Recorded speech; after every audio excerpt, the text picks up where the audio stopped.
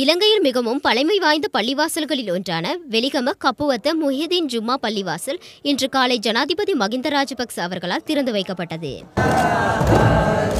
இந்த பள்ளிவாசலானது சுமார் 4 கோடி ரூபாய் செலவில் புனர் நிர்மாணம் செய்யப்பட்டுள்ளது. பள்ளிவாசல் திறப்பு நிகழ்வில் சிரேஷ்ட அமைச்சர் AHM ஃபௌசி, விவசாயத்துறை அமைச்சர் மஹிந்தயாப்பா அபேவர்தன, பிரதியமைச்சர் ஹேமால் குணசேகர, பாராளுமன்ற உறுப்பினர் AHM அஸ்வர், வெலிகமை நகரசபை தலைவர் HH முகமட் மற்றும் பொதுமக்கள் உட்பட பெருந்திரளானோர் கலந்து கொண்டிருந்தனர். இந்த நிகழ்வின் இறுதியில் ஜனாதிபதி அவர்களுக்கு நினைவு சின்னம் ஒன்றும் அன்பளிப்பாக வழங்கி வைக்கப்பட்டது. இதன்போது உரையாற்றிய ஜனாதிபதி, උතුරේ හිටපු සියලුම මුස්ලිම්වරු පැය දෙකක් කල් දීලා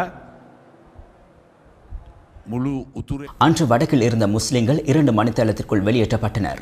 அதேபோன்று காத்தான்குடி பள்ளிவாசலில் வணக்க வழிபாடுகளில் ஈடுபட்டுக் கொண்டிருந்த முஸ்லிம்கள் கொலை செய்யப்பட்டனர். இந்த நிலைமை இப்பொழுது மாறி இருக்கின்றது.